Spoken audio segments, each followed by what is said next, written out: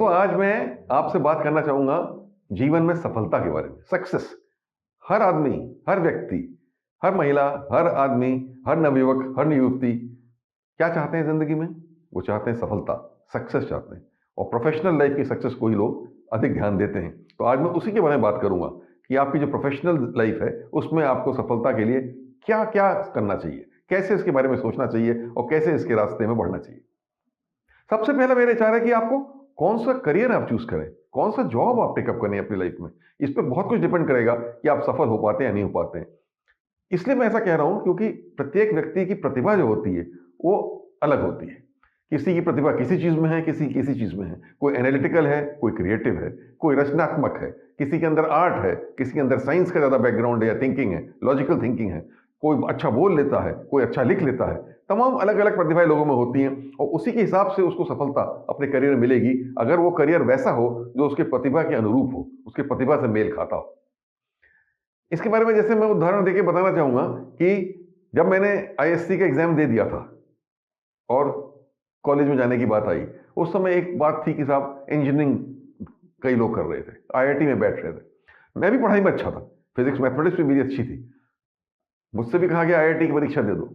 IIT की परीक्षा देता, हो सकता है सफलता भी मिल जाती, लेकिन मैंने कहा कि नहीं, मैं नहीं दूंगा, क्योंकि मेरे मन में ये स्पष्ट वो था कि मैं इंजीनियरिंग करने में बहुत सफल नहीं हो पाऊंगा, क्योंकि मैं फिजिक्स और मैथमेटिक्स में अच्छा हूं, लेकिन मेरे अंदर इंजीनियरिंग के लिए वो झुकाव या लगाव उतना नहीं है। इसलिए मैं इकोनॉमिक्स ऑनर्स मैंने टेकअप किया, उसके बाद मैंने मैनेजमेंट किया, एमबीए किया आईआईएम अहमदाबाद से। और एमबीए करने के बाद 6 महीने काम करने के बाद मैंने वो नौकरी छोड़ दी और छोड़ के मैंने आईएएस की परीक्षा दी और उसमें सेलेक्ट होकर आईएएस में आ गया और आईएएस सेवा मैंने करी। तो क्यों छोड़ी मैंने? क्योंकि फिर मेरे अंदर ये बात आई कि शायद जो मैनेजमेंट के करियर में, कॉर्पोरेट सेक्टर में जो काम है, उसके लिए मेरे को इतनी अंदर से, जैसे कहते हैं ना, इच्छा नहीं हो रही है या लगाव नहीं महसूस हो रहा है, जितना मेरा मन था कि मैं पब्लिक सेवा में काम करूं, मैं नागरिकों के सुधार के लिए काम करूं, मैं देश के लिए, विभिन्न समाज के लिए, विभिन्न क्षेत्रों में काम करूं, उनके विकास के लिए या उनके उत्थान के लिए।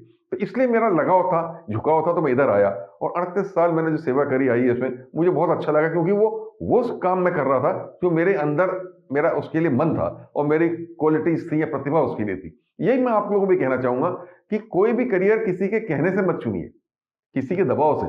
सबसे ज्यादा हमारे क्या है भारतवर्ष में, जो पेरेंट्स होते हैं हमारे, वो कहना शुरू कर देते हैं कि आप ये करियर करो, ये टेकअप करो, ये जॉब टेकअप करो। पेरेंट्स की उस पर मत जाइए, अपने उस पर जाना चाहिए। और पेरेंट्स को भी मैं कहना चाहूंगा कि अपने बच्चों को कभी दबाव मत दीजिए किसी करियर में जाने के लिए। उसकी प्रतिभा देखिए, उस प्रतिभा के अनुसार उसको जाने दीजिए। मैं उदाहरण दूंगा कि मैं प्रमुख सचिव था यहाँ पे टेक्निकल एजुकेशन का उत्तर प्रदेश सरकार में। तो वहाँ इंजीनियरिंग कॉलेजेस हमारे अंडर में आते हैं, यूनिवर्सिटीज, टेक्निकल यूनिवर्सिटी हमारे अंडर में आती थी। तो मैंने देखा भीड़ लगी रहती थी अपने बच्चों के एडमिशन कराने के लिए इंजीनियरिंग में, और जो लोग सफल नहीं हो पाते थे वो इतने हताश और मायूस हो जाते थे। एक दो बार तो कई पेरेंट्स अपने बच्चे को लेके मेरे पास आए कि साहब इसका सिलेक्शन नहीं हुआ है, इसका किसी तरीके से कहीं मैनेजमेंट कोटा में या कहीं कहीं करा दीजिए। तो मैंने उसकी मार्कशीट देखी, तो मैंने देखा उसका तो फिजिक्स, केमिस्ट्री में, मैथमेटिक्स में नंबर ही बहुत कम थे। और मैंने उससे बात भी की तो मैंने देखा उसको कोई रुचि नहीं थी इंजीनियरिंग के लिए। तो मैंने उससे और बात करी तो मैंने देखा उसको लॉ की तरफ बड़ा ध्यान था, और बड़ा उसने जो लॉ के बारे में मैंने बात करी तो बड़ा उत्साहित हो गया और बात करने लगा। तो मैंने उनके पेरेंट्स से तभी कहा, देखिए आप इसके साथ गलत कर रहे हैं, ये बच्चा इंजीनियरिंग के लिए नहीं बना हुआ है, इसको उसको टेस्ट ही नहीं है। तो देख लीजिए उसको, तभी उसके अच्छे मार्क्स भी नहीं आ रहे हैं इसमें या सिलेक्शन नहीं हो रहा है, लेकिन उसको लॉ में इंटरेस्ट है। आप उसको लॉ पढ़ाइए, लॉ का सब्जेक्ट टेकअप कराइए, ये अवश्य जीवन में बहुत अच्छा करेगा। तो खैर उन्होंने उस समय तो मेरी बात मानी, पता नहीं आगे उन्होंने क्या कराया नहीं कराया, वो लौट के मेरे पास नहीं आए। लेकिन मैं उदाहरण ये देना चाह रहा हूं कि पेरेंट्स भी जबरदस्ती किसी तरफ बच्चे को ढकेलते हैं, ऐसा नहीं करना चाहिए। बच्चे की प्रतिभा देखनी चाहिए और लोगों को भी अपनी प्रतिभा स्वयं समझनी चाहिए। ये बड़ा मुश्किल काम है। हम स्कूल से जब निकलते हैं तो कोई हमको गाइड करने वाला नहीं होता है। करियर काउंसलिंग बहुत आवश्यक चीज है। मेरे ख्याल हर स्कूल में क्लास 10, क्लास 11, क्लास 12 के बच्चों को करियर काउंसलिंग होनी चाहिए।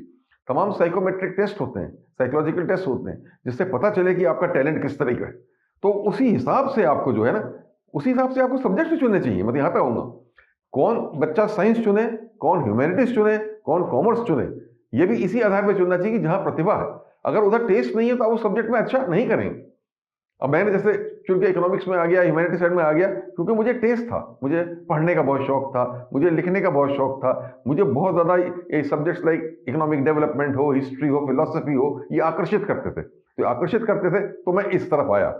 इसी प्रकार किसी को हो सकता है कि उसको मैथमेटिक्स आकर्षित बहुत करती हो, तो उसको मैथमेटिक्स की तरफ जाना चाहिए। ये देखें कि कौन से सब्जेक्ट आपके अंदर एकदम से एक पैशन आता है, एक उत्साह आता है, वो सब्जेक्ट आप टेकअप करिए और वो सब्जेक्ट के अनुरूप आगे उसका करियर भी टेकअप करिए। और अगर करियर ऐसा होगा जो आपकी प्रतिभा से मेल खाता है, तो आप बहुत सफल होंगे, आपको बहुत सक्सेस मिलेगी। यहाँ कोई करियर ऊंचा नीचा नहीं होता है। ये नहीं कि सिविल सर्वेंट वाले ही सब बड़े अच्छे हैं। कई लोग सिविल सर्विस के इम्तिहान देते रहते हैं और जब सिलेक्शन नहीं होता तो हताश हो जाते हैं। मैं उनसे कहता हूँ किस बात के लिए हताश हो रहे हो, सिविल सर्विस तो एक करियर है। आज तो 150 करियर अवेलेबल है, आप कुछ भी टेकअप कर सकते हैं और हर करियर में आप टॉप पे जा सकते हैं। आप मीडिया में चले जाइए, आप जर्नलिज्म में चले जाइए, आप किसी भी फील्ड, फैशन टेक्नोलॉजी में चले जाइए, किसी में भी आप अच्छा करेंगे आप टॉप पे पहुंच जाएंगे और आपको बहुत सफलता और सक्सेस मिलेगी। तो सक्सेस करियर में चाहिए, पहला डिसीजन ही होना चाहिए आप कौन सा सब्जेक्ट्स पढ़ें और कौन सा करियर आप टेकअप करें, उसको बहुत सोच के करना चाहिए। हम इसलिए नहीं कि किसी ने कह दिया, ये हमारे दोस्त कोई परीक्षा दे रहे हैं इसलिए हमने दे दिया, या हमको लगा कि ये चीज़ बड़ी अच्छी है, या हमको लगा कि इसमें पैसे ज़्यादा हैं, इनकम ज़्यादा है, सैलरी ज़्यादा है इसलिए चले गए। ये सब नहीं देखना चाहिए। ये देखना चाहिए कि किस काम को करने से हमें इंटरनल सेटिस्फैक्शन मिलेगा, आंतरिक संतोष हमको मिलेगा, और जिससे हमें आंतरिक संतोष मिले उसी को हमको टेकअप करना चाहिए। क्योंकि करियर जो है या जॉब जो है वो खाली पे चेक या सैलरी लेने के लिए नहीं है। करियर इसलिए भी नहीं है कि आप खाली प्रमोशन पालें।